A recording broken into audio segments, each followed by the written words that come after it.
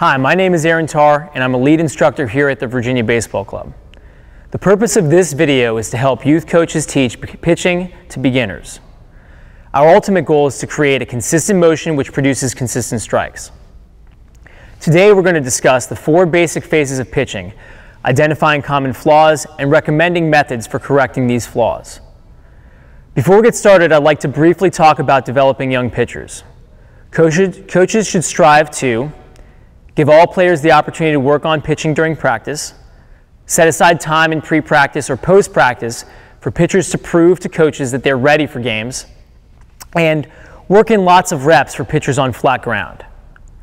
Working pitchers in practice allows you to develop a number of pitchers without affecting the flow of games by throwing inexperienced pitchers into the fire. So now let's start with the 4 basic phases of pitching. For beginning pitchers, the 4 phases of pitching are 1. The setup, rocker step, and pivot. 2. The balance point. 3. Direction and power position. And then the 4th one is the release and the follow through. In the final section, we'll discuss some of the important mental aspects of pitching. We're going to start by covering the setup, rocker step, and pivot. Assisting me today is a very good young pitcher, James Trianos from Vienna Little League. We want to start with our hands together in a comfortable position and our shoulders relaxed. Step on that mound. Okay? Good. We want to start with our feet angled slightly towards the dugout, similar to the way many major leaguers do, including Cliff Lee. So angle those feet slightly that way. Good. Okay? The purpose of the rocker step is to allow the pitcher to fully pivot his contact foot. We want to take a slight step back or to the side or in front of the rubber. Okay, so take your pivot, there you go. Okay, when we pivot our contact foot, we want to get the contact foot in front of the rubber and parallel to the rubber, just like James has it right there. It's important to emphasize that throughout the rocker step and pivot, our head needs to stay over our back foot or our contact foot. So his head's going to stay straight over that top of that foot to keep him balanced. The common flaw we see from beginning pitchers is an inconsistent rocker step, which doesn't allow for correct pivot and the foot to become parallel to the pitching rubber. So here's a drill we use to reinforce a correct rocker step and pivot. James is going to set up as we discussed. His feet are slightly angled. He's got his hands comfortably set right there. And he's going to take his rocker step and pivot. Go ahead.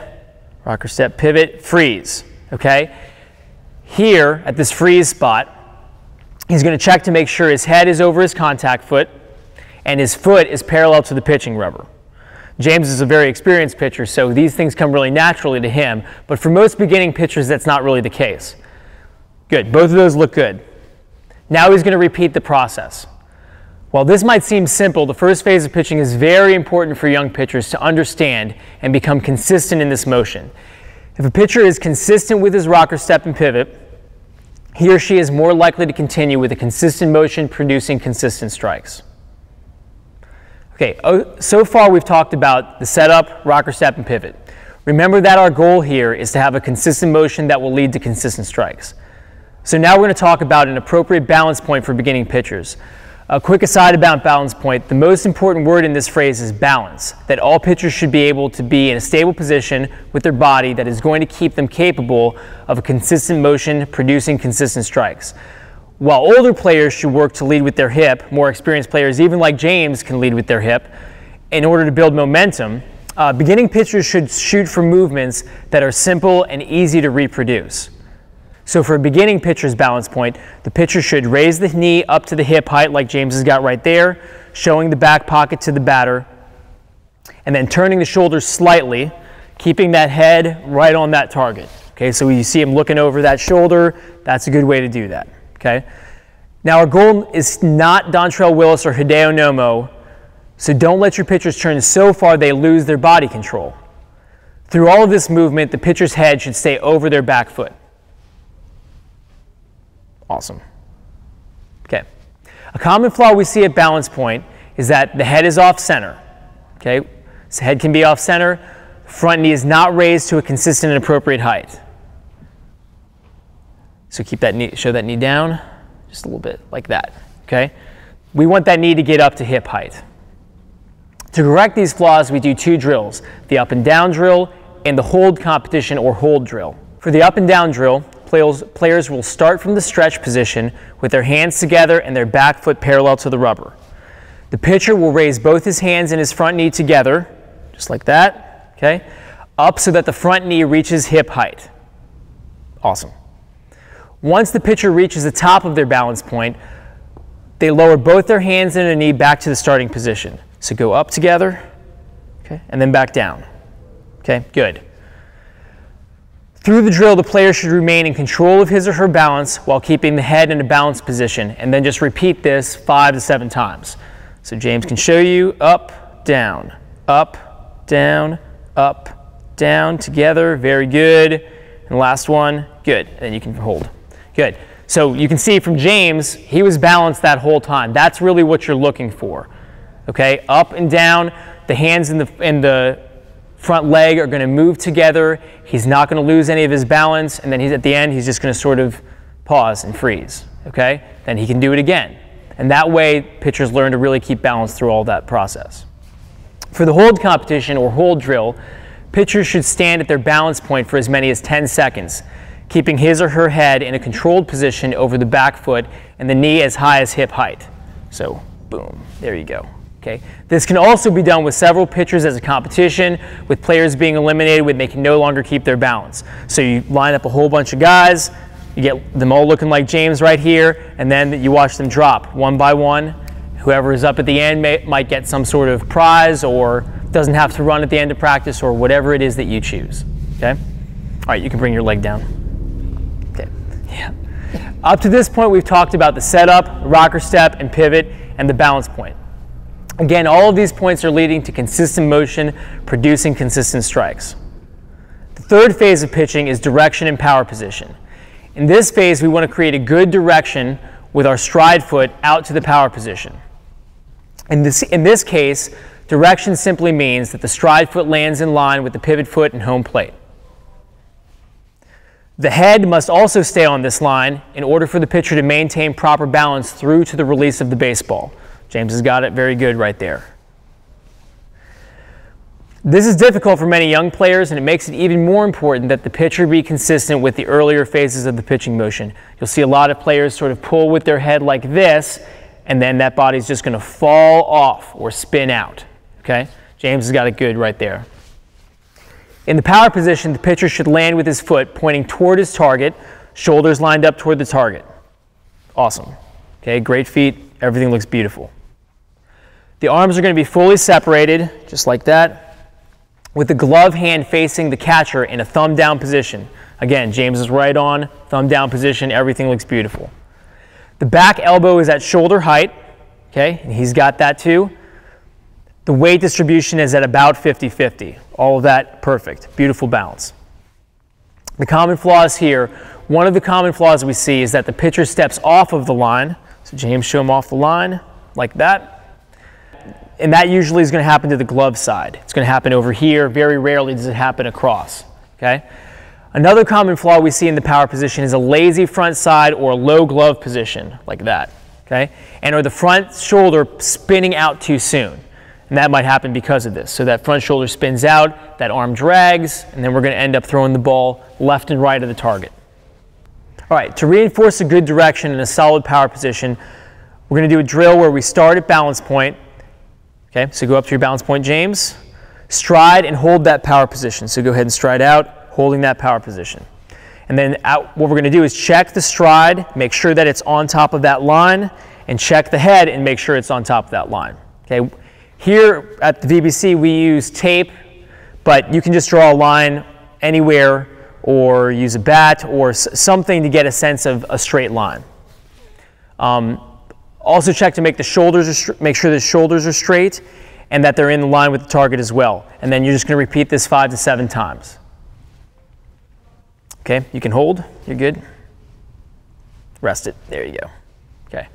So far we've discussed the setup, rocker step and pivot, balance point, and direction and power position. Consistency in each of these phases leads to a consistent motion, producing consistent strikes. The fourth phase of pitching is the release point and follow through. The basic idea behind a successful release is that the player will produce backspin on the baseball in order to maximize velocity and accuracy. By avoiding several of the common flaws with release, players can get the most out of their consistent motion. The release point of the fastball should be in front of the head with the elbow at shoulder height. Fingers should be behind the baseball and not spinning off to the side. The pitcher should get the feeling of throwing down towards the target. For the beginning pitcher, the emphasis should be placed on allowing the throwing arm to release freely through the ball and allowing the body to bend over the waist in the follow-through position. Ideally, we'd like to see our beginning pitchers to have a flat back and the back foot up in the air. The first flaw that we see in our release and follow-through is that the player is pushing the ball. The player should release the baseball out in front of their head. However, many young players release the ball too far back, creating a pushing of the ball and reducing backspin and velocity. The drills we use to reinforce a good release are the towel drill and the bounce drill. Okay, demonstrate some of the drills that we use to reinforce a good release.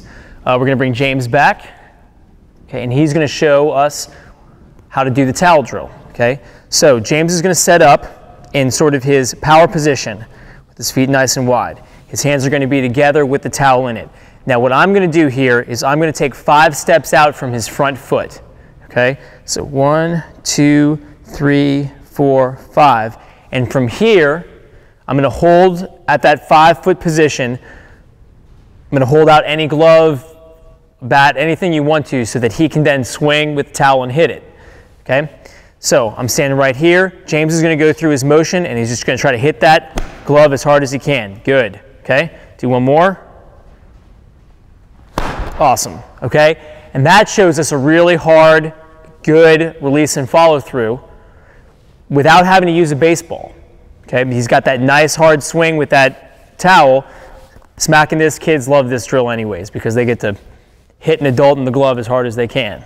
Okay, so for the bounce drill, what we're going to do is James is going to stand about 30 feet that direction from the hat, maybe about 45 feet from a hat. So go ahead down there, James. And I'm going to head down to the other side. The hat's going to be set up in between me and James. James is going to get into his stretch position right there. And his goal here is to fire that ball hard at the hat. Okay? And by throwing at a downward angle, he's reinforcing a release point that's out in front of his head and generating lots of spin on that ball. And this is part of the origin of velocity for pitchers. Okay, so James, go ahead and fire that ball. Good. Okay. From pitchers, you're going to see, one of the most important things that you're going to see out of this is a lot of backspin on the ball as the ball pops up off of the ground, even after he misses the hat. So he's trying to aim at a small target, which is a very good thing, but he's also looking at that great rotation up off the ground, sort of skipping that ball like a rock. Okay, go ahead, do it again. Good. Pushing the baseball may also be a result of a player failing to get his or her hand behind the baseball. This can be corrected by asking the player to create as much spin on the baseball as possible throughout their warm-up or regular throwing drills. Ask your players to tell you what they see. Most players don't watch the spin, but once they learn this tactic, they'll easily correct this flaw. Another common flaw is an abbreviated follow-through, that is, pitcher not bending at the waist, ending up standing upright after release. The drill we use to reinforce a good follow-through is the throw and hold drill. After the player throws the pitch, he must touch the ground in front of him with his throwing fingers and hold for 3 seconds.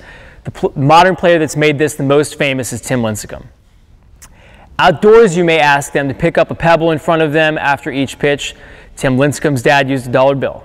So while Lincecum for this drill and Lincecum's dad used a $1 bill, the best thing for coaches, for you guys, is that you can grab just a set of baseball cards out at, CVS or any place, and then that sort of gets the kids into it a little bit more, and that way you don't have to give away $1 bills. So what James is going to do, he's going to set up here in his wind-up right from the beginning. He's going to go through, and I'm going to let him do this one time without actually putting down the card, so I can get a good sense of where an appropriate pickup spot would be for him. So go ahead, James, go through that whole thing. Good. Okay, good. All right, so James's appropriate pickup spot looks to be somewhere about here, okay? We don't need to push our kids too much at the beginning. Really just sort of find a position that's comfortable to them so that we're not asking them to stride out too far, and he really needs to be appropriate for their body size. So that's about where James is at. He's got a good long stride, so he gets to that spot. Okay, so James is going to go through his whole motion again and pick up that card at the end. Good. There you go. Good. James has got great balance, so you can see even for James it's a little bit tough to keep that balance through. Some pitchers might need to slow it down a little bit, but the bottom line is that you're trying to reinforce a good, strong follow-through and balance on that leg, that front leg, at the end of your throw, at the end of that release. The 5 mental points of pitching for youth that we really want to emphasize are, number 1, pitching to contact, aiming small and missing small, never missing in the same spot twice, building from pitch to pitch, and trying to create live practices with batters in the box. I hope you found this video helpful. Here at the Virginia Baseball Club, we provide lots of classes and individual instruction to help pitchers gain many of these same skills. Good luck out there and have a good season.